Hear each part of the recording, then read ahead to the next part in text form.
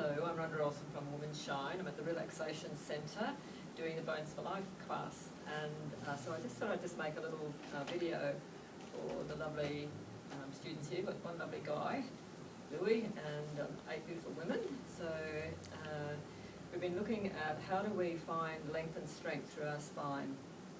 So the first thing we did was sitting on a chair, feeling what it's like just to press your feet into the floor, and noticing, does the spine lengthen as you do that, or does it shorten or not do anything?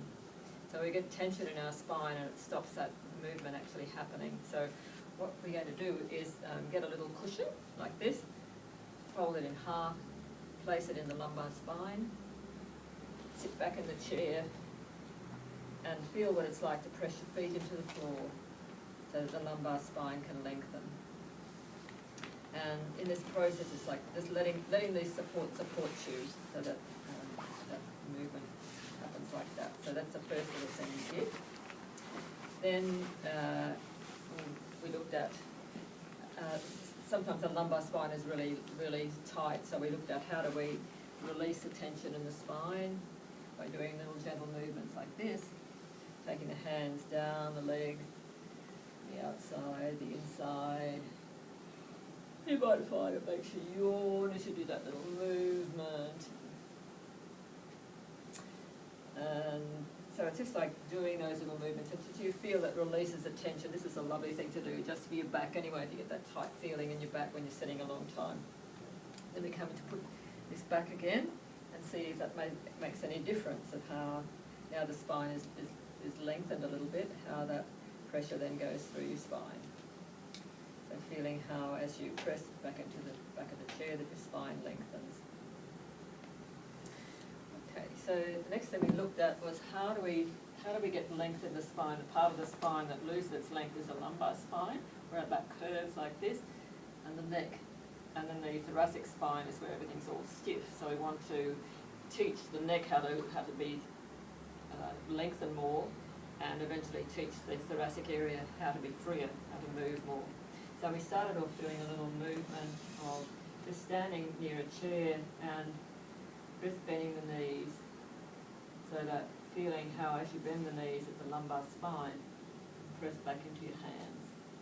And we looked at little things with the hand of, as I look toward the ceiling, my fingers come together, and as I look towards the floor, my fingers come apart.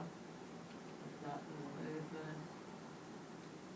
And then standing near the chair again and bending the knees, feeling how the back rounds, and then we added a little movement to the foot, lifting the heel, rounding the back, lifting the heel, rounding the back, lifting the heel, rounding the back, heel, rounding the back. And then we did little movements of just pressing, bending the knees and feeling how the spine rounds, and pushing through the feet, and feeling that we could push through the feet and at the same time keep that length in the spine rather than doing that. And we're going to keep the length, and we did little movements against the wall, with the cushion against the wall, doing little movements like that. Or you could actually tie a cushion around your back like this and walk around like this if you feel your lower back sore. Really nice little thing to do, just those little movements like that. Okay.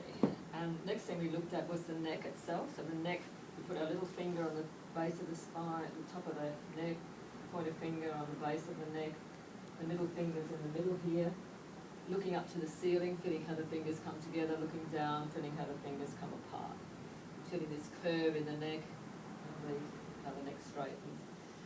Then we did a little movement of feeling that as we look down to the floor, just letting the whole chest flex down. Oh, sorry, the other way around. As I look up to the ceiling, letting the chest flex down, and then as I look down to the floor, I'll do that again. Feeling how as you look up to the ceiling, that happens when I look down to the floor, the fingers come apart. Then we looked at how do we get the neck to stay long when I lift my head. Is there a way that the neck can stay long as I lift my head up? And we found that if the chest stays like this, it's really impossible. If I lift my head, I'm going to go like that, and the neck's going to go into that little curve like a turtle. So what we can do is as the neck's like this, and we've got the neck long, to keep the neck long, we just simply lift up the chest. And that keeps the neck nice and long. So now we've got these two lengths in the neck. We've got the length here, we've got the length in the lumbar spine, so that when we go to walk, then we can just press through and feel that every step that we take, we've got this nice lengthening through. One last thing we looked at was how we walk with this. So how do I take my weight forward over the foot so that when I press through the ground, those ground forces lengthen me. So we're going like this, and we did this by coming to the stair here and just taking the weight forward onto the foot and coming up like that. Whereas if I'm trying to walk and going like this, it's really hard to do that. So taking the weight forward and up like that. Taking the weight forward and up like that. And now we're going to go to the wall. So I'll show you this. I was going to show you anyway. So we're coming to the wall like this. I'm going to come over here. And I'm going to come lying down on the wall and practice what we did in sitting, lying on the floor. So I have my feet on the wall. If my neck goes like that when I'm lying down, you can put a little cushion under your neck like this. So if you find when you're lying here, your chin does this. Use that to keep your chin straight. And just as we did on the floor, we're going to press through the wall. And feeling as you press through the wall how the lumbar spine presses into the floor. I take this little cushion away. As I press my lower back into the floor, what can happen are two things. I can press my feet into the wall and my lumbar spine goes into the wave, meaning that this little arch happens in the neck, so my back's flattening and my neck's arching. And then I let go and my back arches and my neck flattens. So this is like the wave movement. If I increase that, you can see that wave motion happening. And the other way that I can do this is to push through, is to hold my chin, my thumb around this side of my mouth, pointer finger and the next finger around the other side, and the fingers on here, my chin, my wrist holding my chin so that my wrist onto my chest so that my chin can't move. And when I press through my feet, I get this lengthening. That. And this is what we were doing on the floor, in standing with the chair before. So now I've got this like a stick movement. So my body moves in the wave like that, and it moves in the stick like that. And then if I went to walk, I could have walking in the wave like that, walking in the wave like that, or that, the stick movement, that.